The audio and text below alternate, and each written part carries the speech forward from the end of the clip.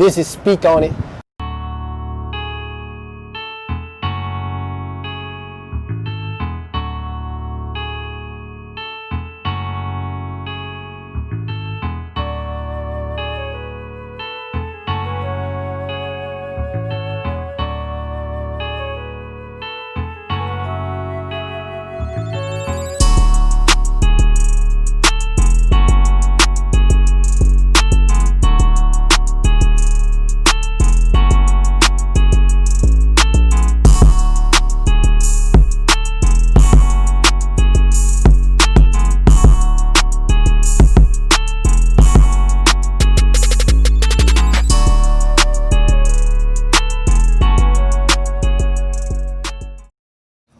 What's up? This is another episode of Speak On It. I'm your host, The Life Changer, and I got a real special guest here with me today, like a special guest that owns a spot in my heart. My own daughter, Dream the Track Star. Hi, guys. I wanted to bring her on this show to really just have a nice heart-to-heart conversation with her. We don't have a lot of heart-to-heart conversations, but we talk about a lot of stuff. It really came to my mind to put my daughter on a podcast after the death of Kobe Bryant, R.I.P. to my boy Kobe Bryant, and his daughter Gigi. It made my daughter call me. When it happened, she called me and was just like, Daddy, I love you, and this and that, and she was just saying like how she wanna play basketball for Gigi now, and a lot of stuff she wanna do in regards to Gigi and to honor her, because she knew that Kobe Bryant was like my favorite player. So if Kobe Bryant didn't teach me nothing else, he taught me legacy. He taught me girl dad. So that's what brings me and my daughter here today, just to support the girl dad movement. Not only that, to support the fatherhood of being a father to having a daughter as a father. So this is my daughter, Dream the Track Star. What's up, baby? Hi, Daddy. So she don't know that. At first she really didn't want to do it, but now she was like, okay, I'm gonna do it, Daddy, because I had to explain and talk to her and explain what I just explained to you guys, and I brought her a gift. So I'm gonna present her gift on camera, and she don't know what it is. Close your eyes. 1, 2, 3. Open your eyes. You got like you knew what it was. So I wanted to just buy you that, just to let you know that I love you and I appreciate you being my daughter. And let's talk. Let's talk about track first. You the track star. You've been doing this since you was 3 years old. I ain't gonna tell your story. I kind of want you to kind of tell it. I kind of want you to tell like the road that you took, even when you was running with the Pee-wees and stuff, and how we worked you hard and stuff like that. Like kind of just talk about the journey of being a track star. If it's a little girl that wanted to be a track star, what would you tell her like to do? I tell her just work hard, don't give up, and just be you. Don't be nobody else because you see them doing something. Like be yourself. That's good. That's real good. That's real good. So the journey that you took, the moment that you wanted to run track, we seen Eve at Redmond. And you was like, Daddy, I want to go run with her. You remember that? You was like 3 years old. And ever since then, it's been history. Like you loved track. It was even times where I wanted to not bring you to practice and you would cry and stuff like that because you wanted to do track so bad. Yeah. So yeah, it was the one day where they was running at Redmond, and I just wanted to be a part of that group because I feel like I can get something out of that. So yeah. Was it something like you like to run? Like it was something like, yeah, I like to run. Like I wanted to like run. Right. And when you started running, like, and started beating people, because at first it was just you wanted to run, you didn't even know nothing really about like competition. So I'm like, I'm gonna let you race against people. And how did you feel like racing against people, like when you first started running with the Pee-wees? When I first started running, I was nervous, but then I'm like, I'm gonna go out there and I'm gonna beat them. So I won, and that was my first day of track, I think. Your first meet? Yeah, my first meet. Yeah, so we could talk about the good all day. You ranked in the country. You You've been number one in the state a couple times. Yeah. Take us through this moment that I know I want you to talk about, because this a moment that you really like was hard on yourself. You lost a race. You was in front the whole time. You slowed down, and the person came back and beat you. Take us through that moment, not during the race, but after the race. Like how you start feeling when after you lost that race. I start feeling like they're gonna look at me like, oh, she not winning no more. We ain't worrying about her. So then I was mad. I was crying because like I don't like to lose. I like always to win. But I had to think like I'm not always gonna win. So. Right. And you had to learn that even when me and you looked up Allison Felix, she had made a post and said, it's not about when you fall. It's about how you respond to the fall. Mm-hmm. And ever since that moment, that very person that didn't beat you no more after that. But nobody beat you like in terms of you being in front and then they come back and beat you. Right. And I know there's times where you was just beating yourself up, you was mad at yourself, and you was just like man, like I'm not this fast girl no more. We had to talk, and then you bounce back. So that was just a very moment that I wanted to highlight. But let's talk about these last 2 seasons. The season before, okay, 2 seasons ago, it wasn't a good season. We're gonna get into that later. We're not gonna get into that later, but that's gonna come back up. But 2 seasons ago, you didn't have a good season. Then that off season, you break your toe. Yeah. So. See, a lot of people didn't know you broke your toe. And even after that, you ran. And then you was running without really complaining, but you knew that your toe was hurt. And then your times were slower. So like take us through like how you felt while you was running with your toe being messed up. So I was like, I'm gonna do it even though my toe was hurting, because I didn't want to lose. Like I didn't want to not run or like mess up anything. So I was just like, I know I'm hurt. I still understand I'm hurt, but if I gotta do what I gotta do, I have to do what I gotta do.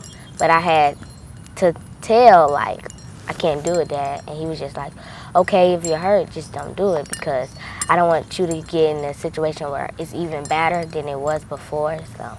Right. So, and that's what it was, because I didn't want to, you told me that it hurted, and I'm like, I got to take you. And I had to pull you from going to Junior Olympics. We didn't go to Junior Olympics, and you was right, like, this close from triple crowning in that qualifiers. Like, you had already won a 1, you had already won a 2, and you was like, I can't run no more.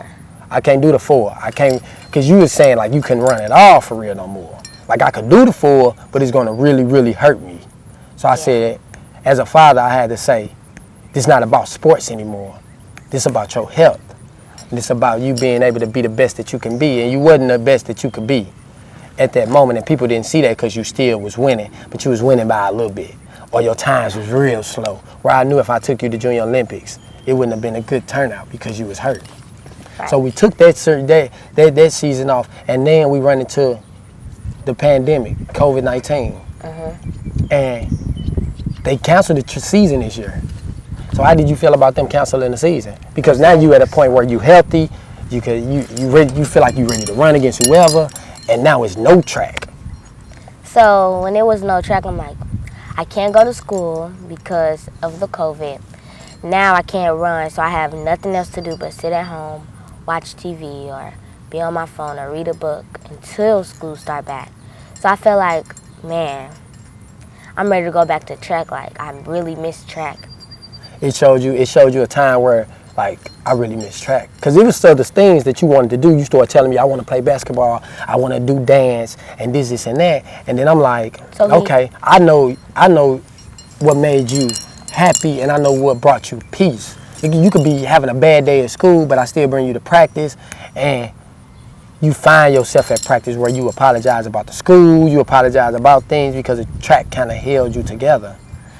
So when I tried basketball and dance, it was just like, it's not working, so I can't do it. Like, it's not working. I could do it, but it's just not like track. Track was like that.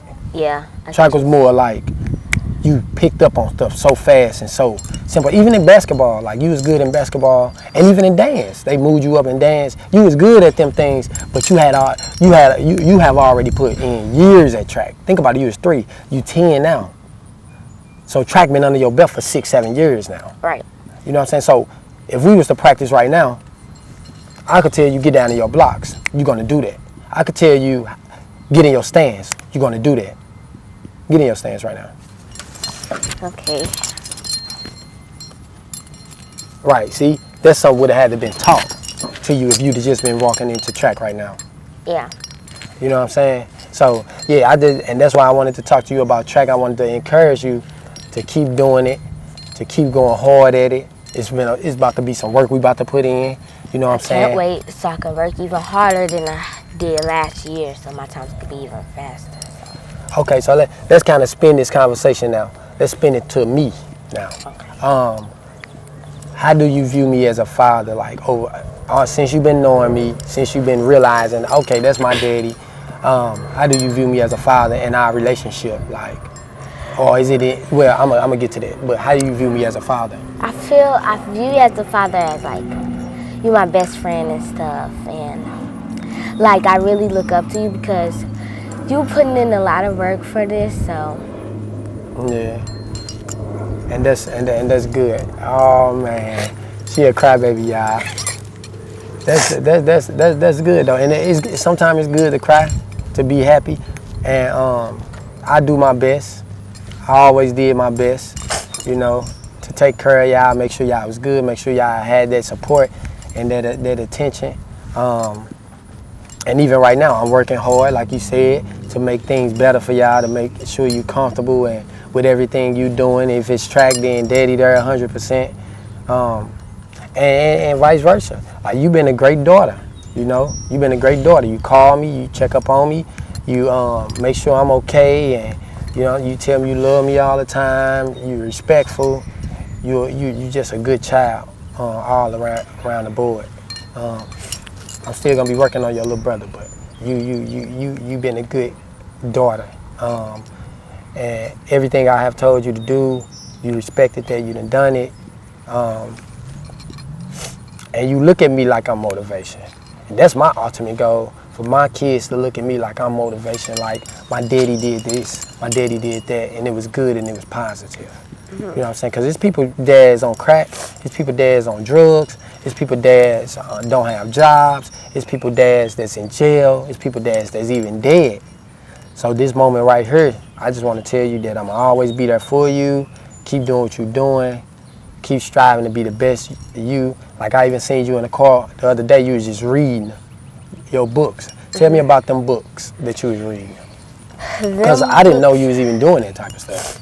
Them books, it make me better, like, at reading and stuff. Them books, I like them because when I read them, they funny, but it's like, they good books. Like, I can read them every day. What make you want to read it every day? Like, you were saying, like, oh, I forgot that I got to read my book. And you pulled it out and started reading it, right? Like, just like that. It's on your phone? All the books on your phone? Yeah, that's good. So what made me pull it out is because I know I got to get back in my groove of going back to school and I'm on virtual. I can't just be, oh, I don't know this or I don't know that because I wasn't practicing. So it's not like on my phone every day watching TV. It's like doing the book and writing, and then I have this time where I'm just watching TV or watching Netflix or eating something.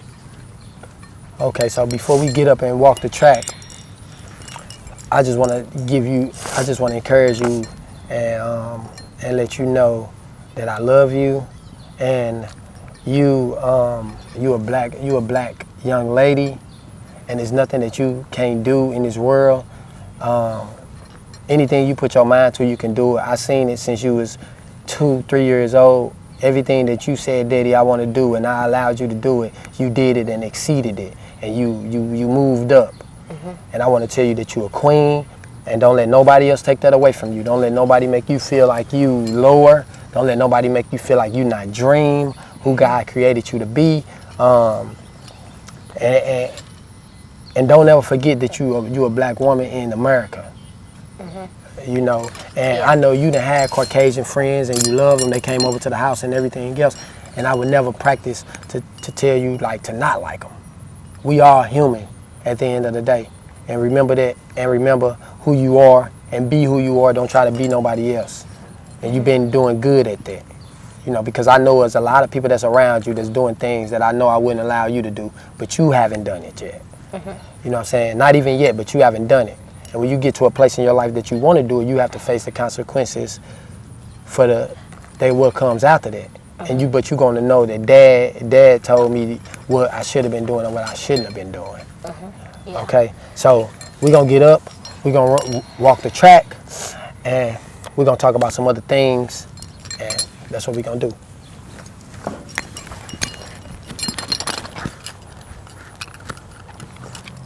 Yeah, so this part of the conversation is going to get a little deeper because it's about the separation of me and your mom. So you 10 years old now, and I know it took a toll on you in a way. You call my phone at night a lot of times, crying, saying, "Daddy, I wish you was here," and a lot of stuff like that, and you really didn't understand at the time. Yeah, but even looking back, how did you feel, and what was you like going through when it happened? Because I understand that you good and stuff right now, and everything okay. But at that time, at that moment, what was you going through? I was going through like, why can't it be like my mom and dad be in the same house? Why they gotta be separated? Like, I don't understand, for real. So, in that process, was it hard going to school, sleep, even with practice? Because you ran track that year, and that's why I said we're going to talk about that. Because you ran track that year, and you had a hard year that year. And did that play a part in track or school or anything? Was it? I mean, it didn't play part of nothing. It just probably played a part in school, cause I'm used to my dad just being there dropping me off and stuff. Not used to my mom just doing other things. Right. It's not even worth it. Right. So you kind of felt like the structure was kind of broken when it come to school, and like us handling you and them some things that we had to get together, but we got it together. Now y'all get picked up in school and stuff, and we got a schedule and all that stuff, and everything okay. But what I'll tell you is life happens. You know, your mom good, I'm good, y'all good. We got 2 beautiful kids out the situation, and you okay. Because that was my big focus on you, because you was old enough. Your brother, he's really not old enough to know, but you was old enough. You kind of you didn't understand, but you kind of knew like something is happening. You know, and I want to applaud you for that, because you've been brave through that process too. Because you've been strong, and I know it's times where you looked out for your little brother when I wasn't even there. You know what I'm saying? Yeah. And I want to tell you to keep looking out for your little brother and stuff like that, because I'm on the other side, and y'all on another side now. But we keep in contact. I see you almost every other day. I talk to you every day, of course. I'm still doing what I need to do. I haven't changed as a person. I still love you. I'm still going to take care of you. You don't never have to worry about anything, you know. And I just want to tell you, I thank God that you got through that, because a lot of kids go in that type of stage, and they just break down. They never be the same after something like that. Right. You know what I'm saying? And I still see that you working. You got your own YouTube. You got your own lip gloss. You still wanting to run track. Yeah. You still doing good in school. You have you a great speller. Oh yeah. We talked about you reading the books. So everything happened for a reason, and I think it made you stronger in that moment. You was hurt and you cried at times, and you wanted to see things you were used to mommy and daddy, but now you growing up as a young lady now. This is your life that we talking about. Right. You know, that was part of my life where I had to do that and change and do all that stuff, and that was fine too, because I became a better person even after that as well. But you You 10 years old, you'll be 11 years old this year. So now you really see what life can really throw at you. And that's what it is. It's life. You get knocked down, you get back up, And and keep pushing. and you keep pushing. There you go. You keep pushing. You will be great in track. You will start seeing things and start doing things on your own and taking the initiative because you done been through something. You done seen something go so well and then get broken apart. Right. Same thing in track. It was going so well for you, then My toe. your toe. There you go. And things was broken apart where you seen people on side of you that you didn't even see that close to you at first. You know what I'm saying? Or people slipping past you and you didn't never see them slip past you. You know, but one specific track meet that you did with all this going on that I could honor you for, you went down in Chicago and you triple crowned in Chicago. You won a 1, 2, and 4 gold medals. And I applaud you for that because in the midst of that, it was a lot going on. Right. Like when you talk about y'all's schedule and me being with y'all and we spending time together, you really went down there and did that. So what was your mindset going down there what was your mindset going down there and triple crowning? Because I know I was there with you and I was kind of helping you through it, but like you was going through some stuff. So even though I was going through my mom and dad, I was still it's not gonna mess up my track or nothing like that. It's just I'm still gonna be thinking about it, but it's not gonna mess anything up. I feel like I could be brave and strong, so I got this, and I'm gonna go down there and do what I have to do. So it kind of motivated you in a sense. Okay, that's good. That's good. So like I just said, you got all these things going on. What's next for track? Like, where do you see yourself in track in the next upcoming seasons, years? We're just gonna say do you see yourself making it to any other Junior Olympics? And what you plan to do when you get there? I want to make it to like the Women's Junior Olympics, and when I plan to get there, I'm planning on like being great and like winning and triple crowning and stuff and getting my goals. So the same thing, the same way you triple crown in the qualifiers, you want to triple crown in Junior Olympics. Yes. That's a good goal to set. Where you see yourself at in track in the future?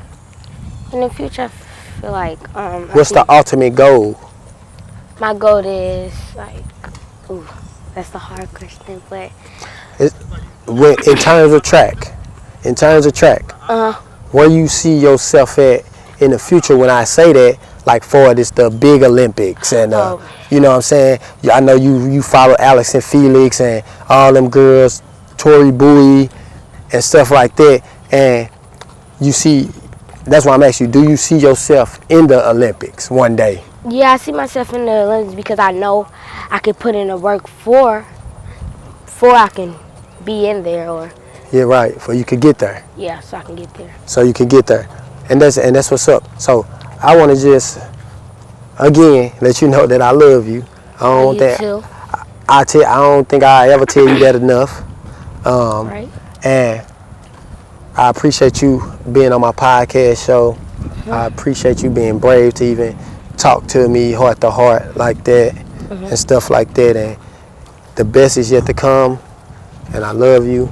And I'm going to continue to be the dad that God created me to be. And look out for you and your brother. And that's what it's going to be. Okay. I love you, baby. Love you too. Another episode of Speak On It. I'm the Life Changer. And I'm Dream the Track Star. This Dream the Track Star.